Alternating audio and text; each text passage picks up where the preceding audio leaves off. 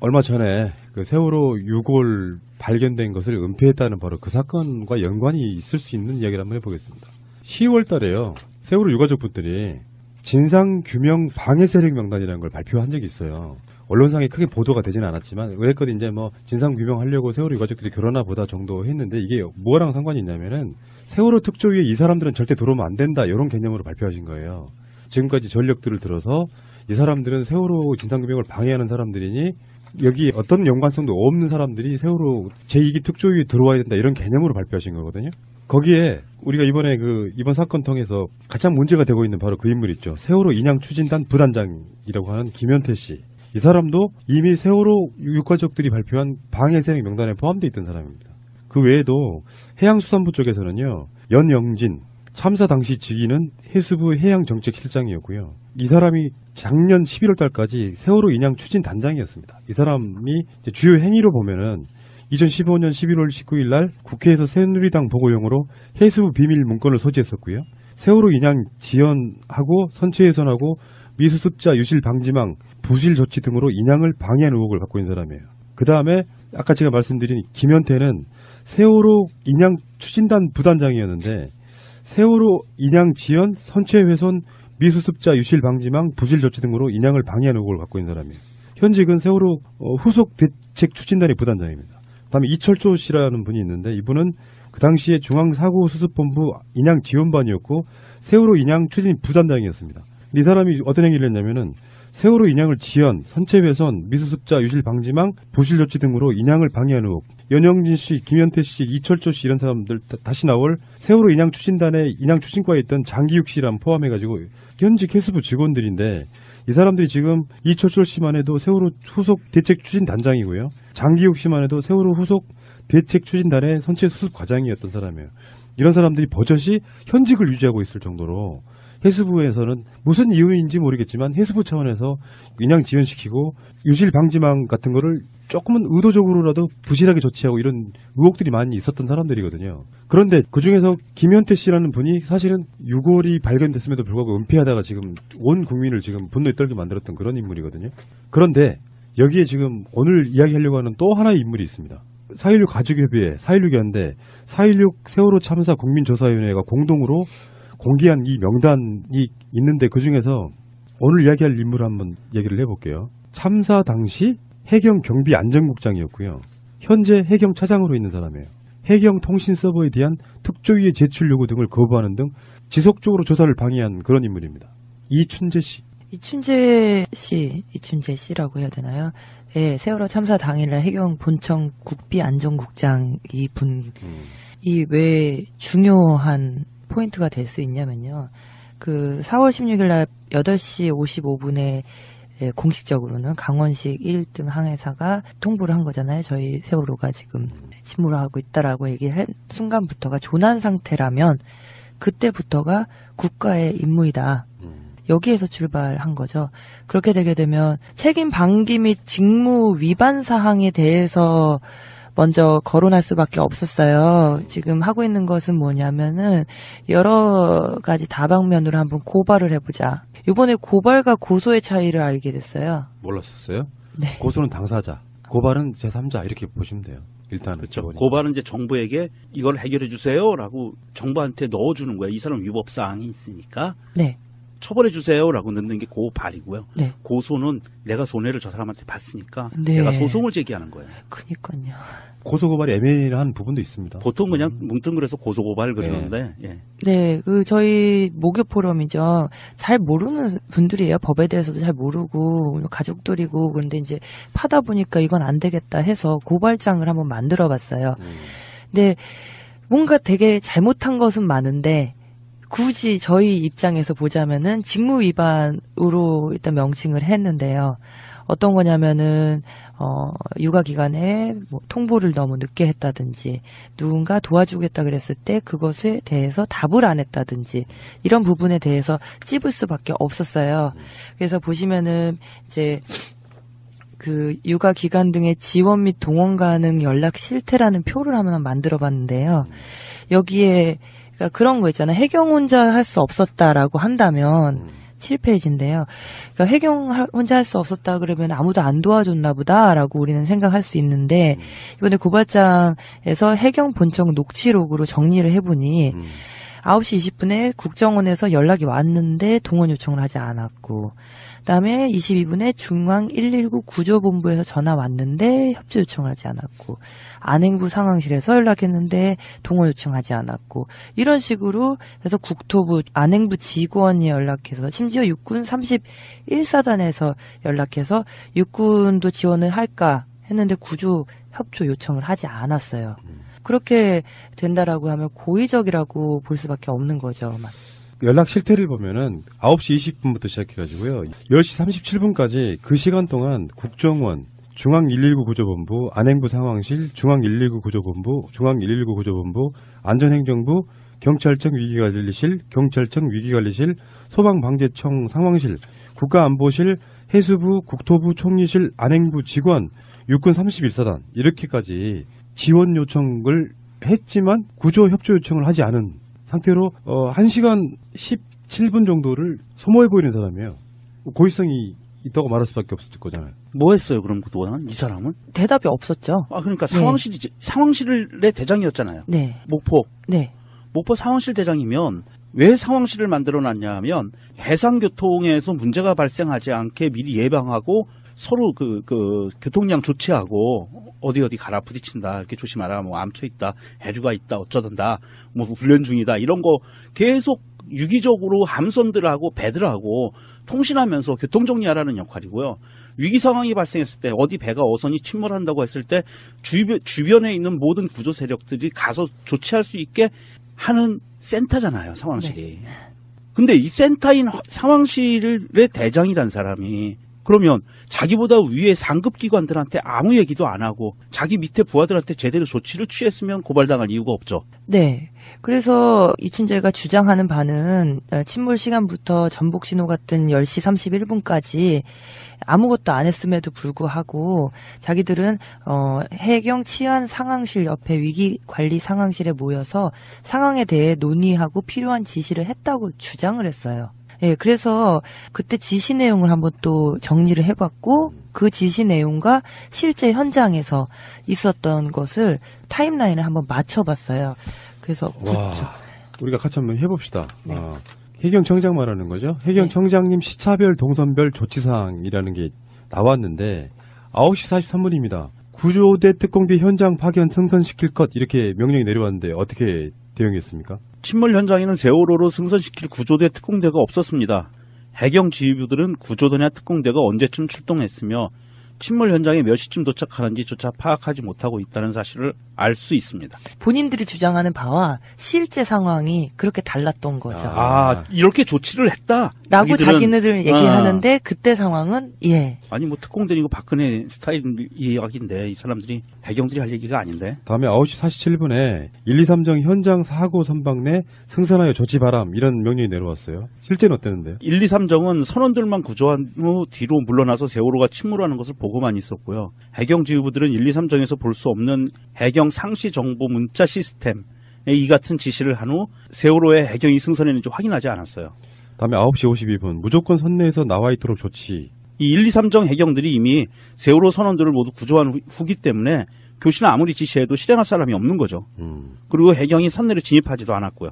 9시 57분 헬기 항공구조사 여객선 편승 후 현장 안내 조치할 것. 항공구조사들은 세월호에 내려가서 선내로 진입하지 않고 밖으로 탈출한 승객들만 바스켓에 태워서 헬기로 옮겨주었고요.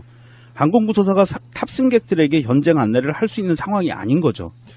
그리고 10시 14분 여객선에 자체 부력이 있으므로 바로 뛰어내리기보다는 함정에서 차분하게 구조할 것. 이것은 뭐 이게 방법이 맞다 이런 것보다 이런 식으로 대응을 윗선에서는 했다는 거잖아요. 이렇게 말을 했다는 거잖아요. 이 시간에 김경일 정장이 승객이 절반 이상이 지금 안에 갇혀서 못 나온답니다. 배가 잠시 후에 곧 침몰할 것으로 생각합니다라는 TRS 교신을 한 이후의 지시 내용입니다. 그러니까 이미 그런 TRS 교신으로 절반 이상이 갇혀 있고 배가 곧 침몰할 거라는 보고를 했는데 그 이후에 이런 차분하게 구조할 것. 이거에 대한 이런 식의 어떤 책임들이 다 이춘재 경비안전국장이 이 정보를 쥐고 있으면서 쥐락펴락한 가장 핵심 인물이라는 거죠. 맞아요. 마지막으로 10시 21분 승객들 해상 탈출 적극 유도할 것. 탈출하지 못한 승객들은 세월호에서 자력으로 탈출할 수 없었던 시간이고요. 세월호의 우연까지 모두 바닷속으로 들어간 시간이고 10시 31분에 세월호 전복 신호가 뜨는 시간입니다.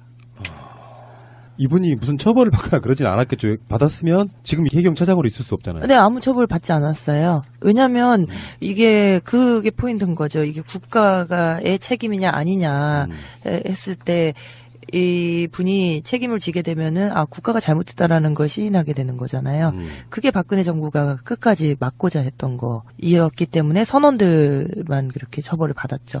한 명 받은 사람이 이제 김경일 1.3정장 한 명인데요. 예. 그러면 이걸 다시 김현태 씨로 돌아가 보면요. 네. 박근혜 정권에 의해서 박근혜 정권의 해수부에서 임명된 사람들은 네. 어떤 사람은 승진했고요. 이춘재도 그렇고. 그리고 지금 김현태 씨 같은 경우도 그 당시부터 세월호에 관련한 일을 해왔던 사람인데 실제로 세월호 수습 현장에 가서 일을 하고 있는 거예요. 말도 안 되죠. 이 부분에 대해서는 좀 해수부 장관이 임명되기 전까지만 해도 김영춘 해수부 장관 내려가면 많은 게 바뀔 거라고 생각했지만 현실적으로는 그게 어려웠던 모양이에요. 왜 그러냐면 세월호 사건을 바라보는 시각이 다르기 때문이라고 생각하거든요. 그냥 교통사고였을 거야. 그냥 어떤 문제가 배가 있었기 때문에 무너졌는지만 조사하려고 하면 음모론 같은 건 없죠. 그런데 해경이 지속적으로 뭔가를 덮으려고 했고 이런 엄중한 사안들을 알고 시작되면 저는 핵심 요직에 있는 사람들을 바꿨어야 된다고 생각해요. 지금이라도 안 늦었죠. 이제 마지막이에요. 마지막 기회. 네. 해수부하고 해경에서 솔직히 해경이 해체되었던 것을 복원시켰잖아요. 그리고 해수부 직원들 중에 세월호에 관련됐을 것이라고 의심받는 모든 직책에 있는 사람들을 그 사람들을 죽이란 얘기가 아니에요. 진실을 찾을 수 있게 그 사람들한테 엄중문초를 하고 진실을 찾는 길로 끌어내는 것이 이제 마지막이라고 생각을 해요, 사실은. 그래야 그 사람들 가족도 살고요. 그 사람들도 좀 편하게 살 수 있을 것 같고 이 진실이 밝혀지지 않아요, 그렇지 않으면. 그래서 뭐 공순주님께서 열심히 여태까지 다 샅샅이 얘기했다고 생각하는데요. 이거는 이춘재 고발장에 대한 압축본이고요. 예, 여기 해경 구조대, 특공대 등을 늦게 출동하게 하거나 협조하지 않아서 이로 인해서 구조가 한 명도 없었던 거죠. 그거는 거론할 필요도 없는 것 같아요. 근데 저 같은 경우는 가장 힘든 게 우리 안에서의 적이잖아요. 예, 이제 친구들이나 뭐 세월에 어느 정도 관심 있는 분들하고 얘기를 하다 보면은 이래요. 진짜 무능했을 수 있다. 그 대표적인 그쪽 사람들이 그쵸. 논리죠. 진짜 무능했을 수 있고 우리나라 공무원이 그렇다. 저는 그게 정말 궁금했거든요. 그래서 지금 여기 16쪽에 보시면 이거요. 무능해서 경황이 없어서 구조를 못했다는 해양 경찰에 대해서 좀 분석을 해봤는데, 네, 그냥 간단하게 말씀드리면 2013년 바로 참사 전해에 62차례 조난사고 및 인명구조 훈련을 했어요. 그럼 평균 잡아 6일에 한 번씩 훈련을 한 거거든요. 그래서 그걸 고발장에 다 넣었어요. 뒤에 표를 보시면 쫙 나오는데요. 유사한 사례들 다 지진, 해일, 여객선, 인명구조훈련, 잠수구조훈련 등 다 했던 사항이기 때문에 이 사람들이 무능해서 구조를 빵명밖에 할 수 없었다라는 거 성립이 안 된다라고 생각해요. 여기서 이제 저쪽 사람들이 말했던 것 중에 배 밖으로 뛰어내린 사람을 구조라고 표현하는 그 부분하고 약간 우리는 방향성은 분명히 다른 거예요. 배 안에 있던 사람들 구조하는 건 단 한 건도 없었으니까.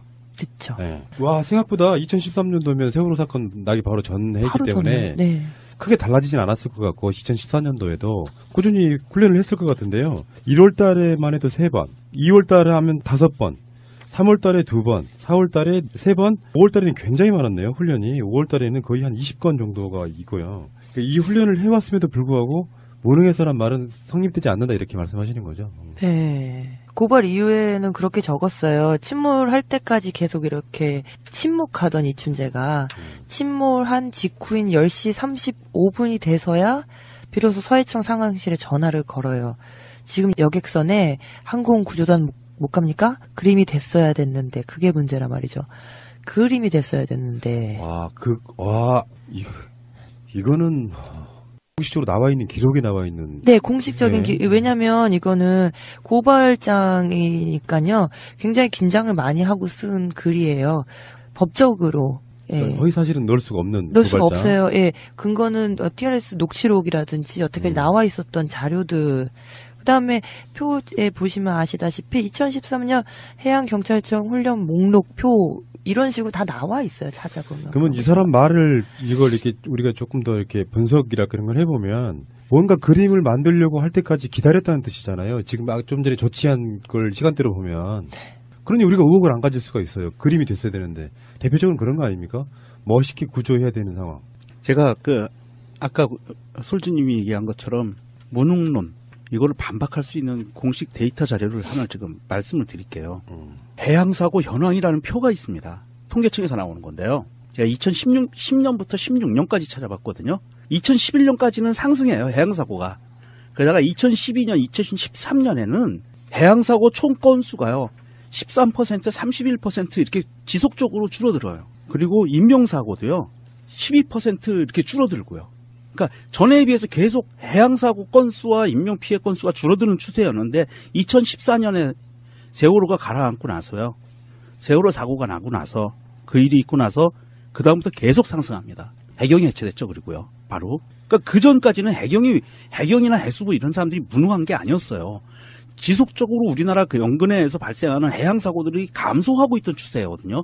특별히 기술이 좋아져서가 아니에요. 여러 가지 요인들 중에 해경과 해수부도 그만큼 노력을 많이 했기 때문에 줄어들고 있었던 추세인 거예요. 아, 이것도 미스테리네요. 무능론은 우리가 그토록 싫어했던 이야기잖아요. 지금까지 세월호 방송하면서. 그런 얘기를 수도 없이 했던 게 무능이 아니라는 여러 가지 증거들이 있어요. 그런데 이제 그 세력들이 지금 승승장구해서 남아서 요직으로 올라가고 심지어 세월호 선체 조사하는 현장에도 책임자로 있다는 거 생각해보면 정말 소름 끼치지 않습니까? 네, 이 고발장 쓰면서 많이 속아낸 거예요. 언딩 같은 경우도 그렇고요. 그렇죠? 그리고 왜 세월호 그 항공 사진으로 찍어놓은 거 보면은 완전히 아작내놨잖아요. 네. 우리가 보지 못하는 드러났죠. 사이에 거기에 만약에 뭔가를 은폐하려고 있는 책임자가 현장 책임자로 있다면 그렇게 갈 수밖에 없을 거 아니에요. 지금 그 세월호 우연은 다 뚫려 있잖아요. 그렇죠. 거의 그 골조만 남아있다시피 해서 다 뚫려 있는 상태고 그거를 육상에서 바로 직립한다고 하면 그게 과연 버틸 수 있을까? 저는 그게 걱정이 제일 심하게 돼요. 세월호가 구조역 학성으로 그 무게를 견딜 수 있을까? 좀 걱정이 많이 됩니다. 예. 사실. 네, 여기 마지막에 써놓은 것처럼요. 이게 고발장을 쓰고 또 이게 두 번째 고발장이에요. 그러니까 더 하시고 싶으시다는 분들이 계셔가지고 했는데요. 그러니까 의문 4가지 때문에 한 거예요. 그러니까 왜 구하지 않았는가? 왜 구하라는 명령을 내리지 않았는가? 왜 구하기 위해 도와달라는 요청을 하지 않았는가? 그리고 왜 구하지 않기 위해서 모든 면에서 노력을 했는가? 이것 때문에 고발을 하게 되는 거죠. 어떤 여러 가지 정황들로 보면 구하지 않으려고 엄청 노력했다. 계속 버텼던 거죠. 구해야 되는 상황에 적시적소에 이 사람이 어떤 조치만 취해줬어도 되는데 일부러 피한 것 같은 그런 느낌이죠. 시간 딜레이만 시키는. 그래서 네. 지금 마지막에 나오잖아요. 그림이 됐어야 됐는데. 네. 아, 좀 무섭습니다, 이거는. 이거를 이미 한번 박수영 군 아버지께서도 이춘재를 고발하셨는데, 검사님을 만나셨대요. 아, 그때 그 이야기죠. 그래서 검사가 했다는 막말. 검사가 세월호 사고, 교통사고 아니냐 이런 식으로 검사가 받아들였다고. 네, 차라리 교통사고 아니냐라고 하면은 모르겠는데, 그거죠. 이 XX들. 그냥 제대로 구했으면 문제가 안 생겼을 맞다. 텐데, 왜 이렇게 해가지고 사람 복잡하게 만드냐고. 맞아. 그렇게 네. 그렇게 괜찮다는 얘기했는데. 듯이. 그게 더 힘든 거죠. 사실은 이 세월호 참사에 있어가지고 참사 원인은 아니라고 해도 이게 덮어져버린 건 모두 다 검찰 책임이에요. 검찰이 똑바로 안 서 있었기 때문에 그런 거죠. 그 검찰의 수사를 지휘를 했던 사람이 황교안과 우병우였습니다. 아이고, 알겠고요. 네. 잠깐 오늘 말씀해주신 카톡 포렌식 이야기하고 이춘재 고발 건은 상당히 충격적이네요. 그림이 됐어야 되는데란 말은 처음 들었거든요. 그 그림이 무엇일까요, 여러분? 본인은 아무 조치도 안 하고 계속 딜레이 시키면서 결국은 배가 무너지기까지 아무것도 하지 않은 바로 대표적인 인물이 이춘재였군요. 이분이 바로 현재 해경의 차장이십니다. 청장 밑에 차장. 와, 높다 높기는. 알겠습니다. 고생하셨고요. 오랜만에 나오셔서 굉장히 중요한 소중한 정보를. 너무 충격적인 내용이었어요. 예. 오늘 내용은 정말 그러니까요. 소름 끼쳐요. 알겠습니다. 고생하셨습니다. 수고하셨습니다. 감사합니다. 수고하셨습니다. 있다고 말할 수밖에 없을 거잖아요. 뭐 했어요, 그럼 그동안? 이 사람은? 대답이 없었죠. 그러니까 네.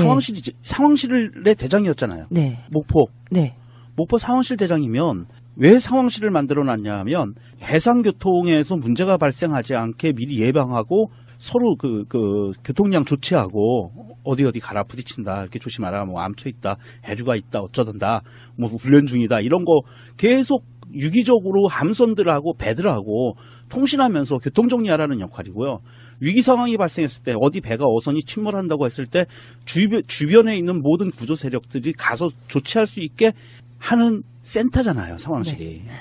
근데 이 센터인 상황실의 대장이란 사람이 그러면 자기보다 위에 상급 기관들한테 아무 얘기도 안 하고 자기 밑에 부하들한테 제대로 조치를 취했으면 고발당할 이유가 없죠. 네.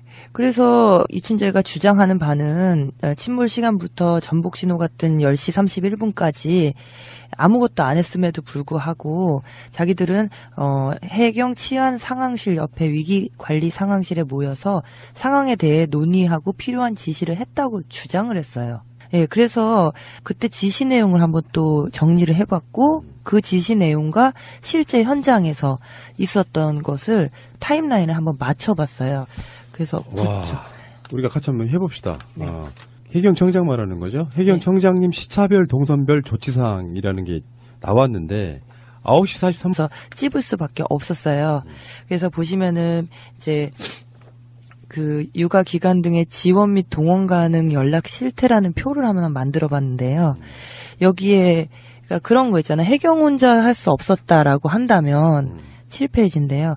그러니까 해경 혼자 할 수 없었다 그러면 아무도 안 도와줬나 보다라고 우리는 생각할 수 있는데 이번에 고발장에서 해경 본청 녹취록으로 정리를 해보니 9시 20분에 국정원에서 연락이 왔는데 동원 요청을 하지 않았고 그다음에 22분에 중앙 119 구조본부에서 전화 왔는데 협조 요청을 하지 않았고 안행부 상황실에서 연락했는데 동원 요청하지 않았고 이런 식으로 해서 국토부 안행부 직원이 연락해서 심지어 육군 31사단에서 연락해서 육군도 지원을 할까 했는데 구조 협조 요청을 하지 않았어요. 그렇게 된다라고 하면 고의적이라고 볼 수밖에 없는 거죠. 연락 실태를 보면은 9시 20분부터 시작해가지고요. 10시 37분까지 그 시간 동안 국정원, 중앙119 구조본부, 안행부 상황실, 중앙119 구조본부, 중앙119 구조본부, 안전행정부, 경찰청 위기관리실, 경찰청 위기관리실, 소방방재청 상황실, 국가안보실, 해수부, 국토부 총리실, 안행부 직원, 육군 31사단 이렇게까지 지원 요청을 했지만 구조 협조 요청을 하지 않은 상태로 1시간 17분 정도를 소모해 보이는 사람이에요. 고의성이 얼마 전에 그 세월호 6월 발견된 것을 은폐했다는 바로 그 사건과 연관이 있을 수 있는 이야기를 한번 해보겠습니다. 10월 달에요. 세월호 유가족분들이 진상규명 방해 세력 명단이라는 걸 발표한 적이 있어요. 언론상에 크게 보도가 되지는 않았지만 그랬거든 이제 뭐 진상규명하려고 세월호 유가족들이 결혼나 보다 정도 했는데 이게 뭐랑 상관이 있냐면은 세월호 특조위에 이 사람들은 절대 들어오면 안 된다 이런 개념으로 발표하신 거예요. 지금까지 전력들을 들어서 이 사람들은 세월호 진상규명을 방해하는 사람들이니 여기 어떤 연관성도 없는 사람들이 세월호 제2기 특조위에 들어와야 된다 이런 개념으로 발표하신 거거든요. 거기에 우리가 이번에 이번 사건 통해서 가장 문제가 되고 있는 바로 그 인물 있죠. 세월호 인양 추진단 부단장이라고 하는 김현태 씨. 이 사람도 이미 세월호 유가족들이 발표한 방해 세력 명단에 포함되어 있던 사람입니다. 그 외에도 해양수산부 쪽에서는요. 연영진 참사 당시 직위는 해수부 해양정책실장이었고요. 이 사람이 작년 11월 달까지 세월호 인양 추진 단장이었습니다. 이 사람이 이제 주요 행위로 보면은 2015년 11월 19일 날 국회에서 새누리당 보고용으로 해수부 비밀 문건을 소지했었고요. 세월호 인양 지연하고 선체 훼손하고 미수습자 유실 방지망 부실 조치 등으로 인양을 방해한 의혹을 갖고 있는 사람이에요. 그 다음에 아까 제가 말씀드린 김현태는 세월호 인양 추진단 부단장이었는데 세월호 인양 지연, 선체 훼손, 미수습자 유실 방지망 부실 조치 등으로 인양을 방해한 의혹을 갖고 있는 사람이에요. 현직은 세월호 후속 대책 추진단의 부단장입니다. 그다음에 중요한 포인트가 될 수 있냐면요. 그 4월 16일 날 8시 55분에 공식적으로는 강원식 1등 항해사가 통보를 한 거잖아요. 저희 세월호가 지금 침몰하고 있다라고 얘기를 한 순간부터가 조난 상태라면 그때부터가 국가의 임무이다. 여기에서 출발한 거죠.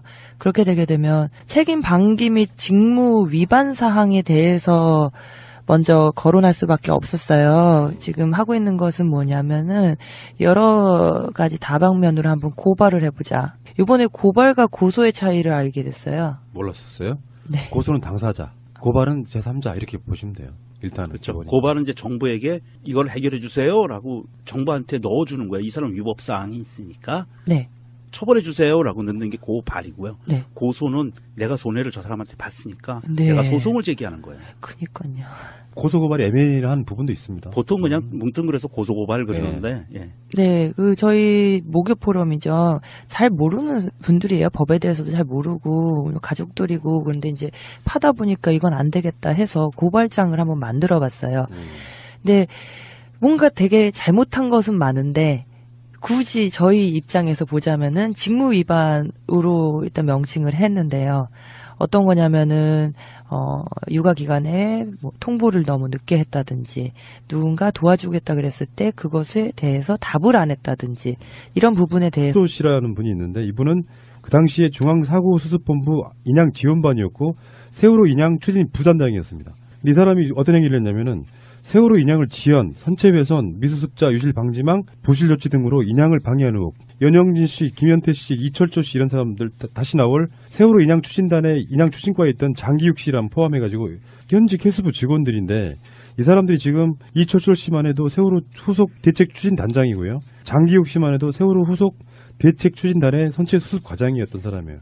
이런 사람들이 버젓이 현직을 유지하고 있을 정도로 해수부에서는 무슨 이유인지 모르겠지만 해수부 차원에서 인양 지연시키고 유실 방지망 같은 거를 조금은 의도적으로라도 부실하게 조치하고 이런 의혹들이 많이 있었던 사람들이거든요. 그런데 그중에서 김현태 씨라는 분이 사실은 유골이 발견됐음에도 불구하고 은폐하다가 지금 온 국민을 지금 분노에 떨게 만들었던 그런 인물이거든요.